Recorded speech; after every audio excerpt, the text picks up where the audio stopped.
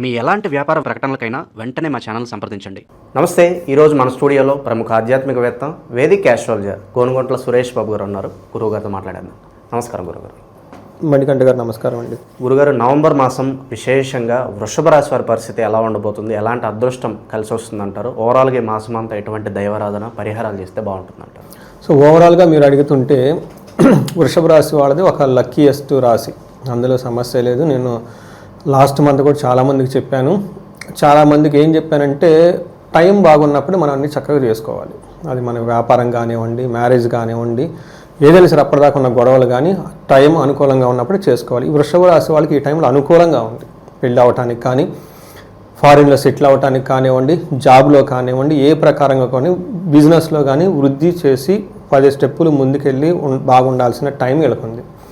అయితే కొంతమంది నాకు కాల్స్ పర్సనల్గా కానివ్వండి, కామెంట్స్ రూపంలో కానీ చూసుకుంటే మేము ఇబ్బందులు పడుతున్నామని చెప్తే నేనేం చెప్పానంటే ఎందుకు ఉందో అని తెలుసుకోవడం చాలా ఇంపార్టెంట్. ఫస్ట్ దానికి సంబంధించిన పరిహారాలు చేసుకుంటే ఆ బ్లాక్స్ మన గ్రోత్కి ఎక్కడైతే బ్లాకేజ్ వస్తున్నాయో ఆ బ్లాక్స్ పోయినకుండా ఆటోమేటిక్గా మనం ఎదిగేస్తాం అనమాట.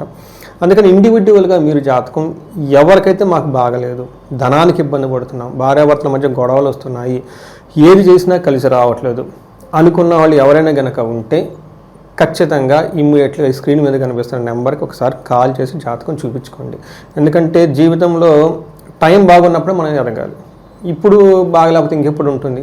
ఈ తర్వాత వీళ్ళకి ఇంక ముందు ముందు చాలా ఇబ్బందులు రాబోతూ ఉంటాయి. కాబట్టి ఈ టైంలో చెక్ చేసుకుంటే మంచిది.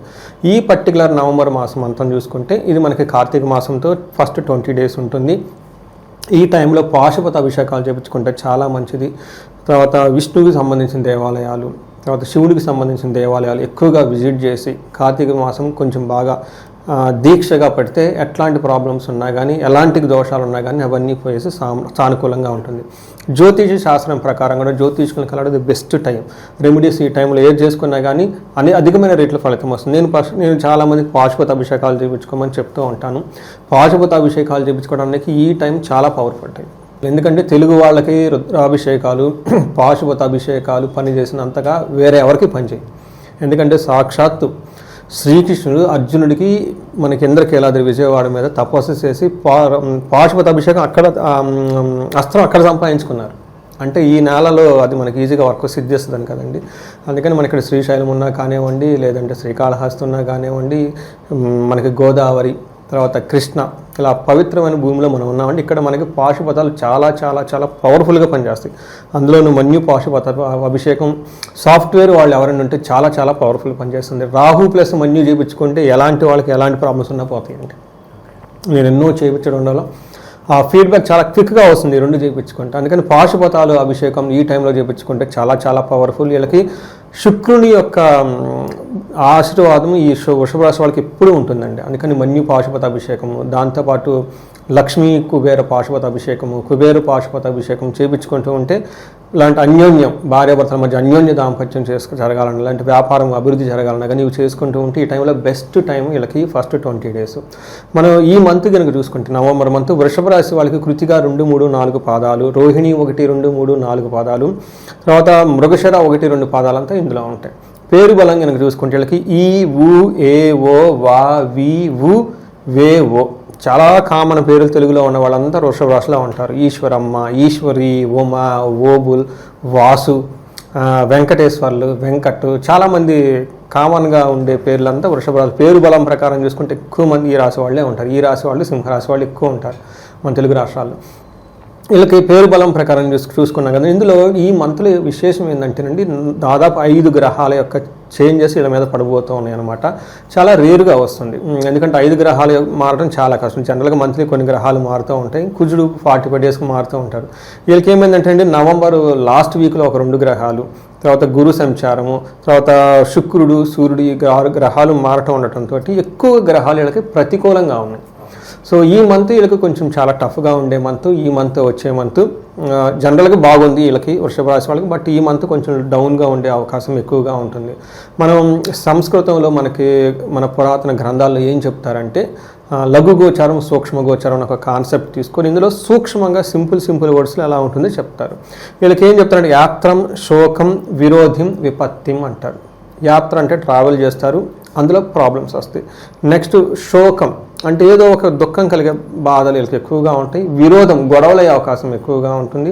వీటితో పాటు విపత్తి, స్త్రీల ద్వారా లేదంటే ఆర్థిక వ్యవహారాల్లో అనుకో విధంగా ట్విస్టులు వచ్చి ఇబ్బంది పడే అవకాశం ఎక్కువగా ఉంటుంది. ఇది గమనించుకోవాలి. మనకి ఒక్కొక్క గ్రహం ప్రకారం చూసుకుంటే ఎలా ఉంటుందంటే వీళ్ళకి సూర్యుడు వీళ్ళకి 7 జన్మరాశి నుంచి సూర్యుడు 7వ ఇంట్లో ఉండడం ఇది మంచి పద్ధతి కాదు. అంటే సూర్యుడు ఇక్కడ మనకి ఇబ్బందులు పెడుతుంటారని చెప్తూ ఉంటారు. ఏ విధంగా ఇబ్బందులు అంటే మనకి సంస్కృతంలో మహర్షులు ఏం చెప్తారంటే సామంత జన విద్వేష ధారాపీడ సుతామయం ఉత్సాహ భంగకారిణి గోచారస్తే సప్తమే రవి అంటారు. 7వ ఇంట్లో కనుక రవి ఉంటే సామంత జన విద్వేష, ఎవరైనా కనుక బిజినెస్ పీపుల్ ఉన్నా లేదంటే మిడ్ లెవెల్ మేనేజర్లు ఉన్నా వీళ్ళకి ఉన్న ఎంప్లాయీస్ వీళ్ళకి ట్విస్టులు పెట్టేసి ఇబ్బంది పెడుతూ ఉంటారు.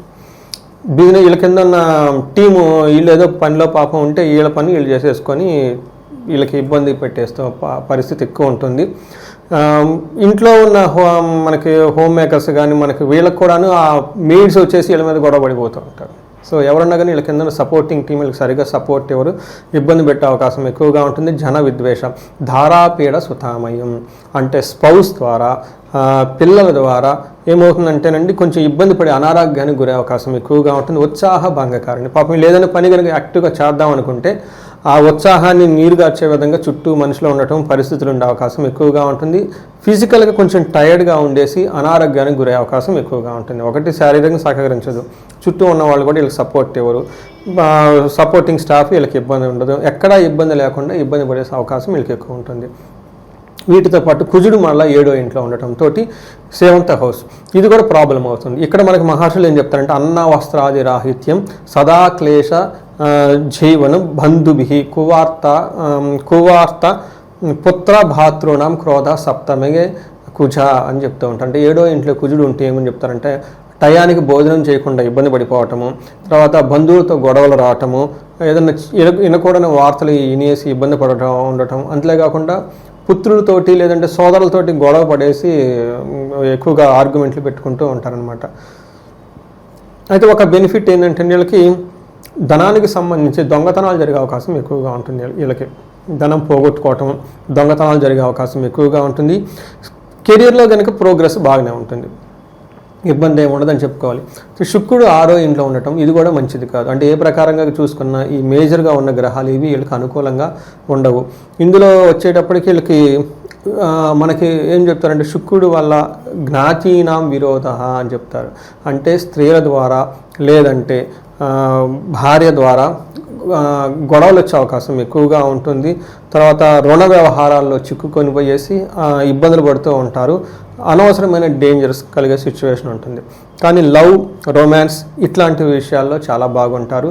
పుణ్యకార్యాల్లో పాల్గొంటారు. ఆధ్యాత్మికంగా చాలా చక్కగా ఉంటారు. ఇది గ్రహాలు బట్టి కనుక చూసుకుంటే ఉన్న మేజర్ గ్రహాలు వీళ్ళకి ఏది అనుకూలంగా లేకుండా ఇబ్బంది పడుతూ ఉన్నారు. అందులోనూ గురువు కూడా ధనానికి ఇబ్బంది పెట్టే పరిస్థితిలో ఉన్నారు 3వ ఇంట్లో నుంచి ఉండటంతో.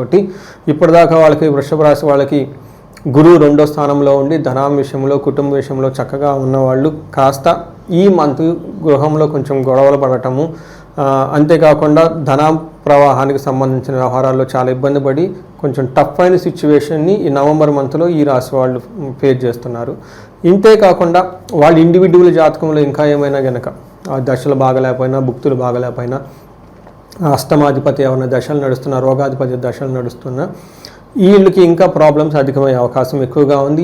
ఈ మంత్లో వీళ్ళు చాలా పేషెన్సీగా సహనంగా ఉండటం, ఆధ్యాత్మికంగా ఉండి టైయాన్ని గడుపుతూ ఉంటే పెద్ద పెద్ద పనులు, కొత్తగా పరిచయాలు ఇవి చేయకుండా అవాయిడ్ చేసి ఒక 2 స్టెప్లు వెనక్కి తీసుకొని ఇంట్లో చక్కగా తిన్నామా ఉన్నామా ఆధ్యాత్మికంగా చూసుకున్నామంటే బెస్ట్గా ఉంటుంది మన రాశి వాళ్ళకి. ద బెస్ట్ రెమెడీ ఏంటంటే పేషెన్స్ అని ధర్మరాజు చెప్తారు. గురుగారిక ఈ రాశిలో ఏ నక్షత్రాలు ఉంటారు, వాళ్ళకి ఎలా ఉంటుంది పర్టికులర్గా? మనకి కృతిక, రోహిణి, మృగశిర 3 నక్షత్రాలు ఉంటాయి. ఇందులో మనకి 4 గ్రహాల యొక్క తీవ్రతను బట్టి వీళ్ళకున్న పొజిషన్ బట్టి అంగగోచారం అన్న కాన్సెప్ట్లో చూస్తే ఫస్ట్ వీళ్ళకి కృతికా నక్షత్రం వాళ్ళకి రాజ్య లాభము, ప్రమోషన్స్ వచ్చే అవకాశం ఎక్కువగా ఉంటుంది, లాభప్రదంగా ఉంటుంది, ధనం కూడా వస్తుంది. కానీ ఛాలెంజెస్ ఏముంటాయంటే అండి దరిద్రము అంటే ధనానికి ఇబ్బంది, ధనహీనత, ధనం లేక ఇబ్బంది పడే అవకాశం ఎక్కువగా ఉంది. హెల్త్ కాంప్లికేషన్స్ కూడా వచ్చే అవకాశం ఎక్కువగా ఉంది. సేమ్ రోహిణి నక్షత్రం వాళ్ళకి రాజ్య లాభం ఉంది, ధన ప్రాప్తి ఉంది. కానీ ఛాలెంజెస్ ఎక్కువగా ఉన్నాయి. వీళ్ళకి వచ్చేటప్పటికి ధనహీనత ఉంటుంది, భయము ఉంటుంది, రోగం కూడా ఉంది. ఇవి హెల్త్ రిలేటెడ్, ఇంటర్పర్సనల్ రిలేటెడ్ ఎక్కువగా ప్రాబ్లమ్స్ ఫేస్ చేస్తారు ఈ రాశి వాళ్ళు. మృగశిర నక్షత్రం వాళ్ళకి ధనప్రాప్తి, రాజ్యలాభము పాజిటివ్గా ఉన్నాయి. కానీ ధనహీనత, భయము, రోగము వచ్చేటప్పటికి నెగిటివ్ సైడ్లో ఉన్నవి. ఇవి కాకుండా ఎడిషనల్గా కృతికా నక్షత్రం వాళ్ళకి ఏదైనా పని చేస్తే అందులో కార్యహాని వచ్చే అవకాశం ఎక్కువగా ఉంటుంది.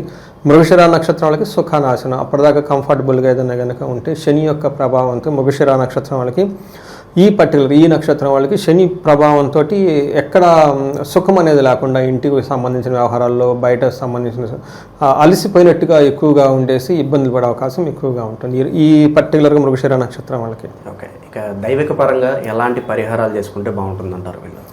ఒకటి, ఈ రాశి వాళ్ళకి కెరియర్లో బాగా అభివృద్ధి రావడానికి మన్యు పాశుపత అభిషేకం చేసుకుంటే చాలా బాగుంటుంది. భార్యాభర్తల అన్యోన్యతకు సంబంధించిన వ్యవహారాలు అన్యోన్య దాంపత్య పాశుపత అభిషేకం. ఈ రోజుల్లో పాశుపత అభిషేకాలు పెద్ద ఖర్చేం కావండి, ఎందుకంటే మినిమం దేవుడికి ఆ మాత్రం పెడితే రిజల్ట్ బాగుంటుందని చెప్పేసి.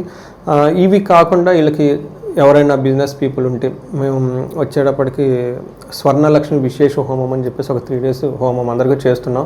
చాలా మంచి పాజిటివ్ ఫీడ్బ్యాక్ ఇస్తున్నారు. దీనితో పాటు భార్యాభర్తల మధ్య ఎవరి మధ్య గొడవలు ఉంటే వీళ్ళకి అన్యోన్య దాంపత్య పాశుపత అభిషేకము, ప్లస్ వాళ్ళు ఇండివిజువల్గా చూసుకుంటే జాతకం అందులో మరి వేరే ఏమైనా దోషాలు ఉన్నాయా, రాహుకేతులు కానివ్వండి, వివాహ దోషాలు ఉంటే వాటికి సంబంధించి చక్కగా రెమెడీస్ చేసుకుంటే లైఫ్ అనేది ఆ బ్లాకేజెస్ పోయేసి చక్కగా ఫ్రీ ఫ్లోగా ముందుకెళ్ళిపోయి జీవితంలో 10 రెట్లు ఈ రాశి వాళ్ళు ఎదిగే అవకాశం ఎక్కువగా ఉంది. వృషభ రాశి వాళ్ళకి బెస్ట్ టైంలో వీళ్ళు ఉన్నారు కాబట్టి. అఫ్కోర్స్ నవంబర్ మంత్ ఛాలెంజింగ్గా ఉంది. సో ఓవరాల్గా వృషభ రాశి వారి పరిస్థితి ఈ మాసం ఎలా ఉంటుందనేది అద్భుతంగా వివరించారు. ధన్యవాదాలు సార్. ధన్యవాదాలండి.